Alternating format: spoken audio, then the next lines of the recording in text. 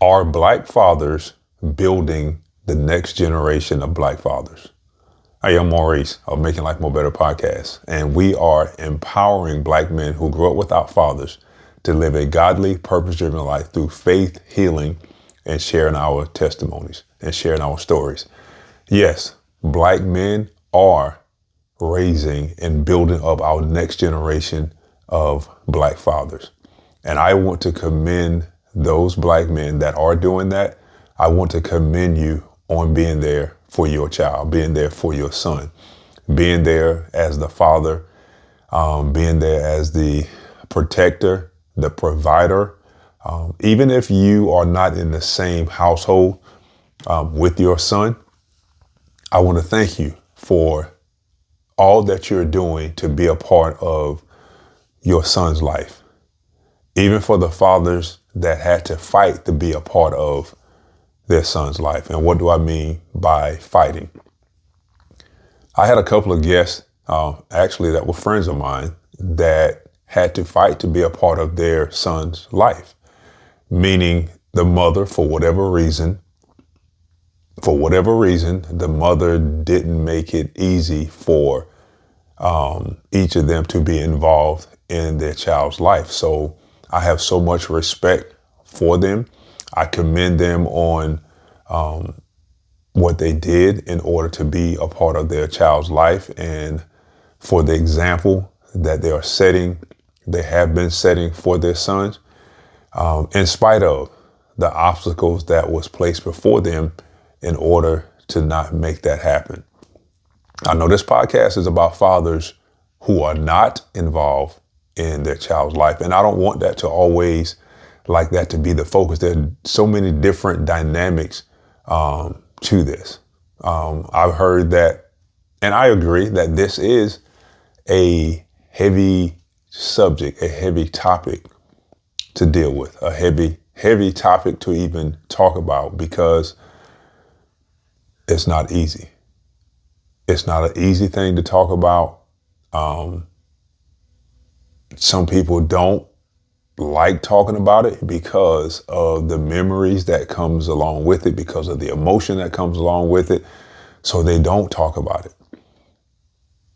Sometimes it's hard for me to talk about it, especially a few years ago. This podcast would not even take place had it been a couple of years ago, maybe even a year ago, because of how difficult it can be for me in the past to even talk about it.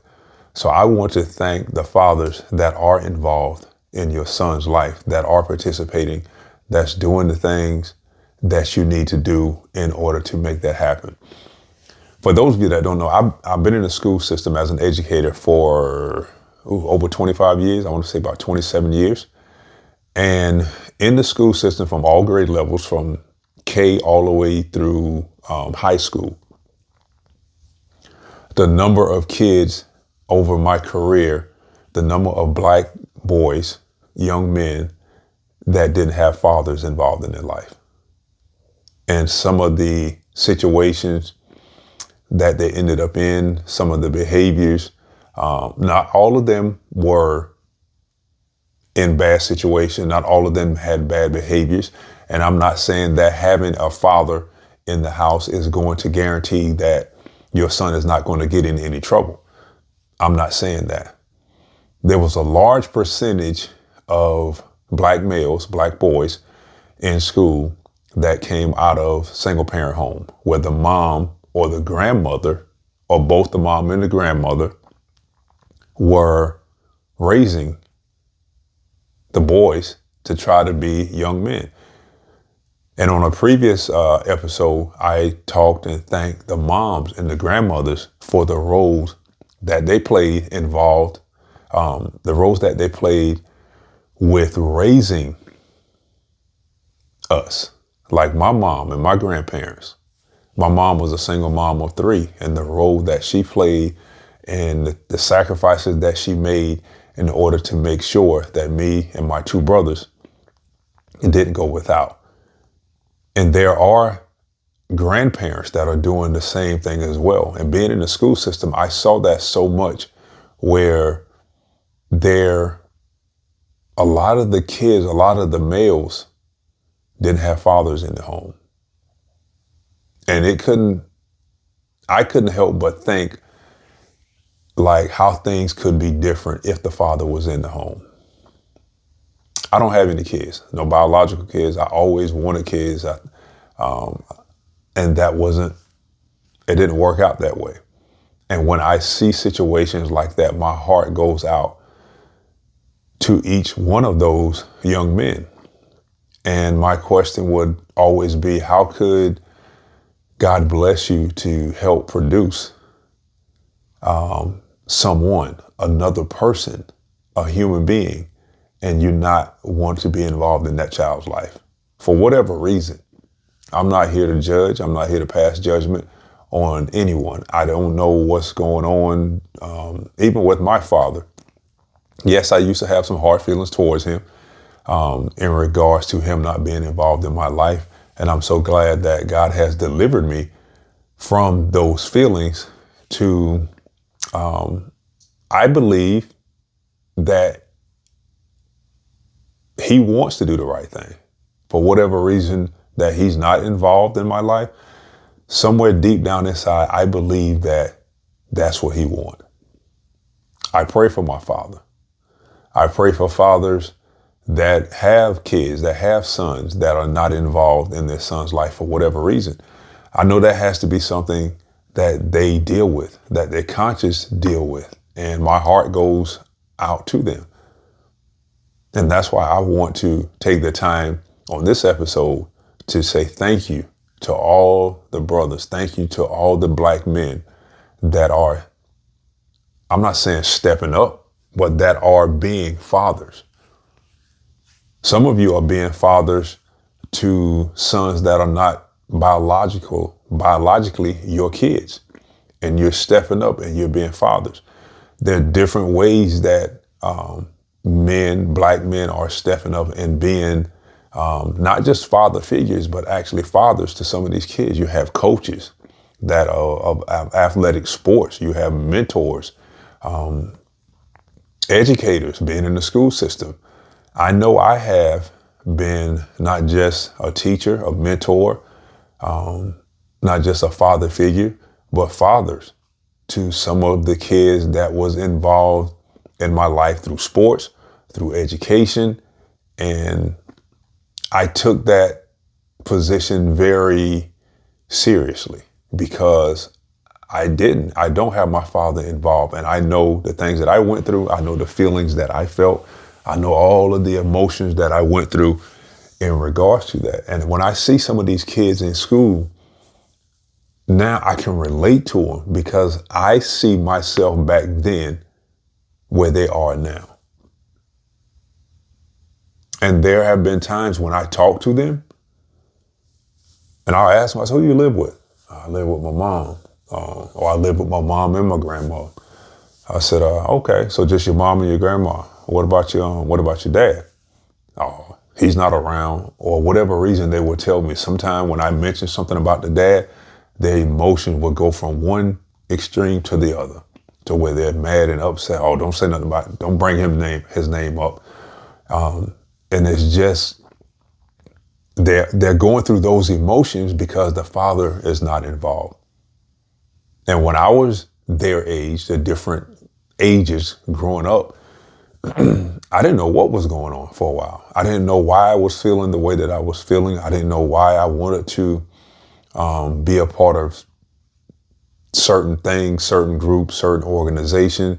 I didn't know why when I started drinking, why I like gravitated towards drinking, and that became like my comfort zone. That was I didn't know what it was. All I know is that's what I wanted to do. And I started that at a young age. And then when I was old enough to realize what was going on and why I was feeling that way, all of those things that I gravitated towards was me trying to fill a void from my father not being there. And it was just a temporary fix. It didn't fill the void. It was a temporary thing, a temporary fix. And once that feeling went away, that void was still there. And I could not wrap my brain around why he was not involved, or he chose not to be involved in my life. So when I see these kids in school, when I hear some of the conversations that they're having, I heard a conversation. I'm not going to even talk about it on this episode, this video. It literally, and it was some young black boys, young men in school, and the conversation I heard them having with each other. They wasn't trying to keep it like quiet. It was said to where people can hear it. And what they were talking about, it was so disheartening. It was so, it was disheartening. It was hurtful. It was, and I just wanted to go to them and just have the conversation, like, and they knew that I heard it because how loud they were talking. And it was almost like they was having this conversation, and the things that they were saying, it was almost like they were saying it because that would be something that I would approve of. That would be something that as a black man, we should wear that as a badge of honor. And it was completely different. I felt sorry for them. My heart went out to them. And I'm wondering, like, how did they get to this point to where they're having this conversation? The way that they was having it, where they was having this conversation, and the things that were said in this conversation.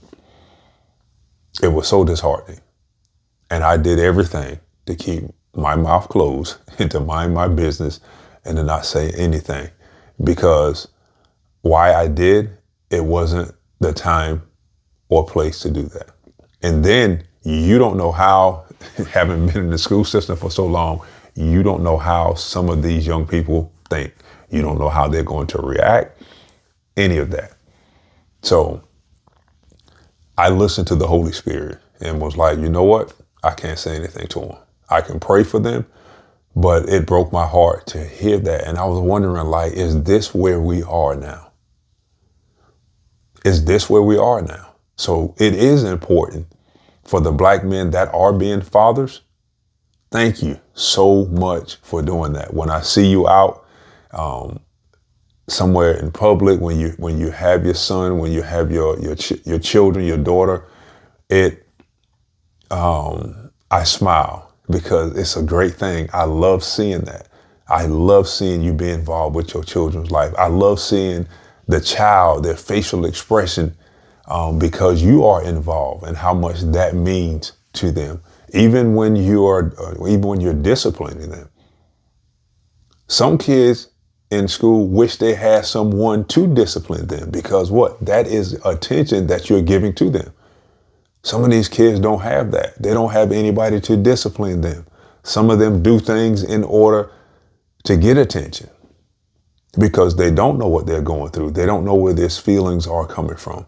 And I'm not saying that is the problem for all of them that are going through things in school, that a father not being there. I'm not saying that is the issue.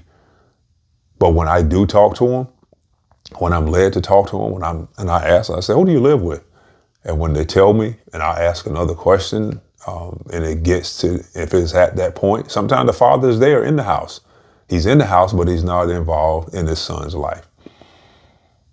And once they realize that they can talk to me and they open up, they will start letting you know those things. They'll let you know because they want that connection. As much as years ago, as much as I wanted to hate my father and all the different emotions that I went through, as much as I wanted to hate him, there was something still within inside of me, something still in my heart that wanted to connect with him. I did. And when it didn't happen, I would get so frustrated because I didn't talk to him. I couldn't talk to him. Is it like that now? It is. I still would like to talk to him. And I believe that is going to happen at some point in time. If it doesn't happen, if it don't happen, I'm in a better place than I was years ago.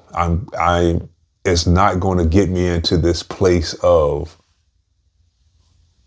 man, like I'm just so messed up about it, because God has delivered me. God has brought me through that. He has taken me through this healing process of dealing with it. And I know that God has placed me in education to be a role model, a mentor, a father figure, a father to some, even like a grandfather, to a lot of young black men. And I wear that like a badge of honor. And when I see some of the dads out with their sons, I think about, man, is that something that I would do with my son? Or what would I name my son? My first son, had I had a son, my first son, his name was going to be Israel Maurice. Israel was my grandfather's name. And then have my first name would be their middle name, Israel Maurice. That was going to be my son's name. Keep doing what you're doing, black man. Keep being a father. Keep raising the next generation of black fathers, because they are needed. There's so many young black men that don't have that don't have a father or a father figure or a role model or a mentor. And we black men are needed as fathers, as role models, as mentor. So I commend you on, and you may say, well, I'm a father, that's my duty, that's what I'm supposed to do. True, but I still want to commend you on that and say thank you. My hat's off to you. I salute you. Continue doing the things that you're doing. It's not being done in vain. And I know that you're going to be rewarded for it. Your child appreciates it. Your son, he may not show it, but he appreciates it. And he's going to let you know that he appreciates it. So continue doing that. Continue being the dad, because black dads matter. Black fathers matter, especially with what's going on in this world right now. Black men, you're needed as fathers in your son's life. All right. If you got any value from this, please share it. Share your comments. I like to hear what you think about it, what your comments are. Hit the subscribe button and the bell notification, and you'll be notified each and every time we come on and drop a new episode. So again, take care. God bless. God's will. I'll check you out on the next video. Have a good one.